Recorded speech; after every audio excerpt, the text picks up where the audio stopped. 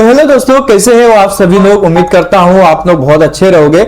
Already हमने economic का chapter number 2 चालू कर दिया था, जहां पे ऑलरेडी हमने फीचर ऑफ यूटिलिटी, उसके बाद types of utility, concept of total utility and marginal utility, law of DMU, बहुत सारी चीजें ऑलरेडी हमने खत्म कर दी है। आज हम लोग क्या पढ़ने वाले हैं, सिग्निफिकेंस पढ़ने वाले हैं बेटा। Board exam point of view से देखा जाए तो काफी इंपॉर्टेंट चैप्टर रहने वाला है। बोर्ड एग्जाम में लगभग इसका जो वेटेज है पर्टिकुलर इस क्वेश्चन का लगभग 2 मार्क्स से 4 मार्क्स का आ सकता है। ओके, तो एक काम करते हैं, बिना टाइम बर्बाद किए चालू करते हैं। सबसे पहले जो पॉइंट है, सबसे पहले अगर आप देखोगे तो लिखा है यूजफुलनेस टू द कंज्यूमर। अभी लॉ ऑफ डीएमयू क्या यूजफुलनेस है कंज्यूमर के लिए, इसके बारे में हम लोग क्या करेंगे, इसमें देखेंगे क्या है एक्चुअल में, क्या बोलता है, क्यों है ये, जो भी चीजें हैं देखते हैं और समझते हैं।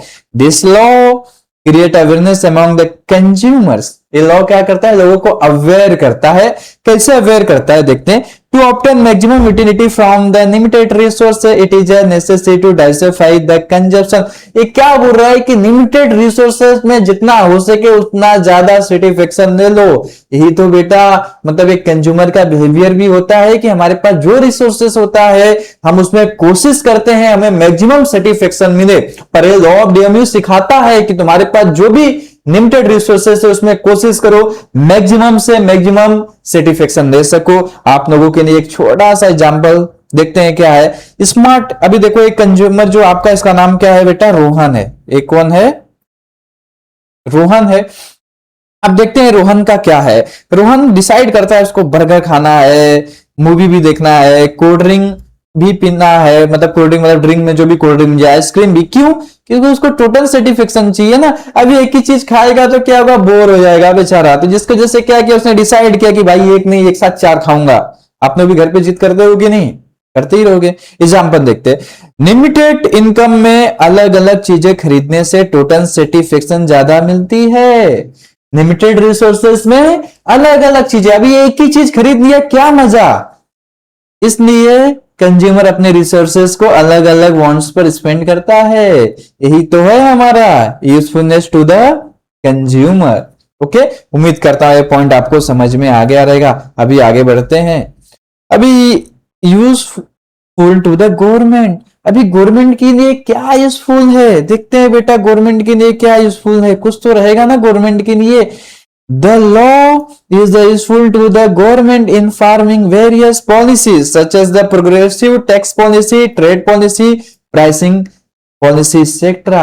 ये जो लॉ है ना बेटा, ये गवर्नमेंट को भी हेल्प करता है टैक्स के पॉलिसी को बनाने के लिए। कैसे हेल्प करता है, ये मैंने बोल दिया कि हेल्प करता है। चलो एक एग्जांपल देखते हैं बेटा। देखो ये जो पीपीटी आप देख रहे हो ना, ये बेसिकली मैं आप लोगों के लिए बना रहा हूं, आपके टेक्स्ट बुक में नहीं है, तो जरा ध्यान से देखो।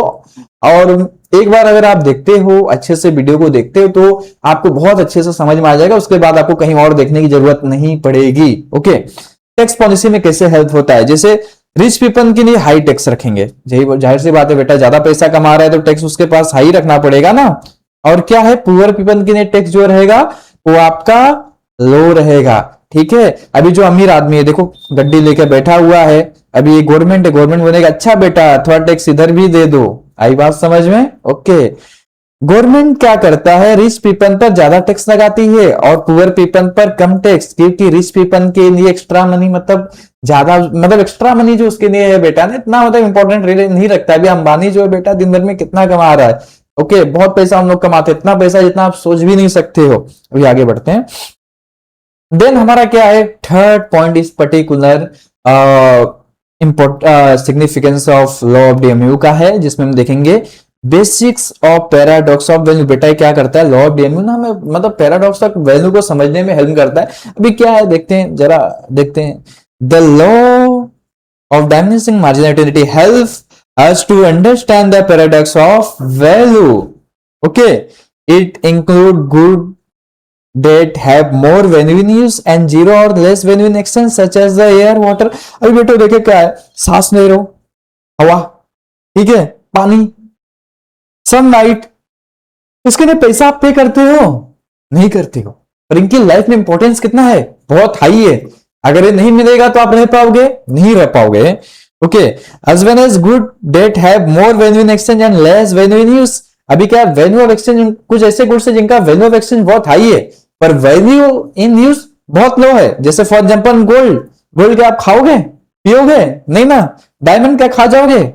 भी आप बोलोगे कैसी बात कर रहे हो सर? अरे बेटा अभी तो बोल रहा हूं, ये जो है ना वैल्यू इन यूज का नहीं है, वैल्यू इन एक्सचेंज में इनका वैल्यू हाई है। एक एग्जांपल देख लो, जैसे वाटर है, पानी के बिना जिंदगी नहीं, ठीक है, पानी के बिना जिंदगी नहीं है, पर पानी का जो प्राइस है, पानी का जो प्राइस है ऑलमोस्ट क्या है बेटा?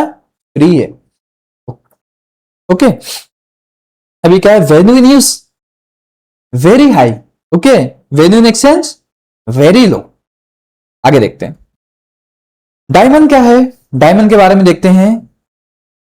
काम का क्या है? काम का काम शान के लिए, बेसिकली क्या होता है, हम ये शो ऑफ के लिए डायमंड गोल्ड ये सब यूज करते हैं ना, सब शो ऑफ है बेटा, तो दिखाने के लिए लोग मतलब कि सोना चांदी पहनते हैं ना। आप देखोगे कोई हाथ में अंगूठी पहना रहता है, गले में चैन पहना रहता है, क्यों? क्या जरूरत है? जस्ट उसका जो एक्सचेंज वैल्यू है बहुत हाई है, शो ऑफ वाला प्रोडक्ट है, ठीक है, वही चीज है। एग्जाम्पल क्या है? पानी क्या है? वैल्यू इन यूज हाई है, वैल्यू इन यूज हाई है पर प्राइस क्या है? लो है। जैसे डायमंड का क्या है? वैल्यू इन यूज क्या है? अगर आप देखोगे तो वैल्यू इन यूज बहुत लो है पर प्राइस हाई है। यही है पैराडॉक्स का वैल्यू। ओके बेटा, उम्मीद करता हूं आपको समझ में आ जाएगा। अब आगे बढ़ते हैं। Basics of law of demand. अरे लॉ ऑफ डिमांड क्या है? बहुत सिंपल सा है लॉ ऑफ डिमांड। जब प्राइस आपका क्या होता है?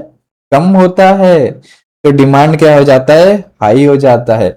वहीं प्राइस जब आपका हाई होता है तो डिमांड क्या हो जाता है?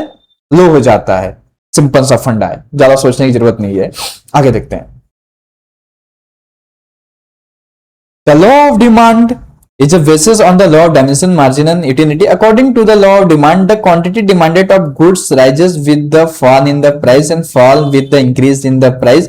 When the consumer purchase more and more unit of goods, its marginal utility क्या है? Decline. Hence the would the buy nation unit of commodity only at the lower price. बेटा ये बोलना है कि जब प्राइस क्या होगा? लो होगा तो डिमांड हाई, प्राइस जब हाई होगा तो डिमांड क्या होगा? लो होगा। बेसिकली यही कंसेप्ट यहाँ पे बताने की कोशिश किया गया है। ओके, तो उम्मीद करता हूं आपको इधर तक समझ में आया रहेगा। अब आगे बढ़ते हैं, देखते हैं क्या है। देखो क्या है यहाँ पे, प्राइस पहले 100 था, एक बार हम क्वांटिटी डिमांडेड क्या था? बर्गर का 1 था। जब 70 हुआ 2 हो गया, 40 हुआ 3 हो गया, 20 हुआ 40 हो गया। अच्छा दिख नहीं रहा है, सॉरी बेटा, देख लो अभी दिखता रहेगा। ओके, जब 100 था तो एक ही डिमांड था, 70 हुआ 2 हो गया, 40 हुआ 3 हो गया। तो जैसे जैसे प्राइस क्या हुआ? रिड्यूस हुआ, डिमांड क्या हुआ? हाई हुआ। उम्मीद करता हूं आपको ये समझ में आ गया रहेगा। ओके, तो यही सेम चीज है। उम्मीद करता हूं आपको सारा समझ में आया रहेगा। और अभी तक अगर आपने मेरे चैनल को लाइक एंड सब्सक्राइब नहीं किया है तो करो और अपने दोस्तों को भी शेयर करो। मिलेंगे नेक्स्ट लेक्चर में।